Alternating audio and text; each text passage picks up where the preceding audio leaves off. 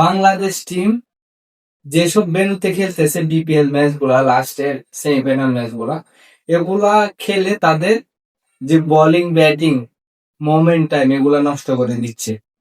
কারণ মিরপুরে ধান ক্ষেতের মতো একটা মাঠ, এইসব মাঠে খেললে বাংলাদেশ টিম কখনো বড় টার্গেট ব্যাটিং করার মতন উপযুক্ত হয়ে উঠতে পারবে না। বারবার 150+ হচ্ছে না রান, 120-30-এর মধ্যে খেলে দিতেছে। এইসব ম্যাচে খেলে টি-20 বিশ্বকাপে ভালো কিছু করা কখনোই সম্ভব না। কারণ আপনি বিশ্বকাপে খেলতে হলে আপনাকে 200 রান করার ওই ক্যাপাসিটি থাকতে হবে আপনাদের মধ্যে। বাংলাদেশ টিম যে ভেন্যু গুলাতে এখন বিপিএল ম্যাচ গুলা খেলতেছে, এইসব ভেন্যুতে যদি রানিং খেলতেই থাকে, তাদের ওই মোমেন্ট টাইম নষ্ট হয়ে যাইতেছে। যে তারা এখন তারা করবে কত 100-150+, এর উপরে যাওয়া তাদের পক্ষে সম্ভব না। কারণ তারা লাস্ট ম্যাচ গুলা 150 রানের ভিতরে তাদের অল আউট হয়ে যাইতেছে। ম্যাচ গুলা উইনিং পয়েন্ট 140 নিচ্ছে। এইভাবে যদি একটা ম্যাচ খেলে বিপিএল ম্যাচ, টি-20-র জন্য আমরা কি প্রস্তুতি নিচ্ছি? হঠাৎ করে যদি ভেন্যু পরিবর্তন করে শ্রীলঙ্কায় ম্যাচ গুলা খেলার সুযোগ করে দেয় আইসিসি, তখন বাংলাদেশ টিম কি করবে? বিপাকে পড়ে যাবে।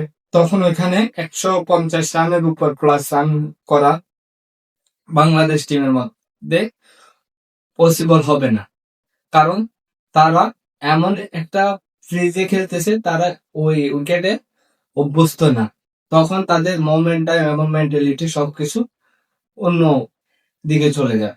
তো আমি মনে করি বাংলাদেশ ক্রিকেট বোর্ডের উচিত এই ম্যাচগুলা চট্টগ্রাম বা সিলেটে আবার পুনরায় নতুন করে আয়োজন করা, যাতে বাংলাদেশ টিমের ফাইনাল গুলা বড় একটা টার্গেটে তারা শেষ করতে পারে। তাদের তখন মেন্টালিটিটা বড় টার্গেটের দিকে যাবে। আর এইভাবে যদি ছোট টার্গেট 130-140 টার্গেটে খেলে ম্যাচগুলা, তাদের যে খেলার ধরন, ওই খেলার ধরনটা ওয়ার্ল্ড কাপও থেকে যাবে। আমরা বিগত ম্যাচগুলোতে দেখে আসছি বাংলাদেশ বারবার 150 রানের ভিতরে অল আউট হয়ে যেতেছে। কারণ তাদের বড় রান করার যে ক্যাপাবিলিটি, ওটা নষ্ট হয়ে যাইতেছে। তো এখনো সময় আছে বাংলাদেশের ক্রিকেট বোর্ডকে, যে 2-3টা ম্যাচ আছে এই ম্যাচ গুলা চট্টগ্রামে যাতে হয় ব্যবস্থা করার জন্য, না হয় বড় একটা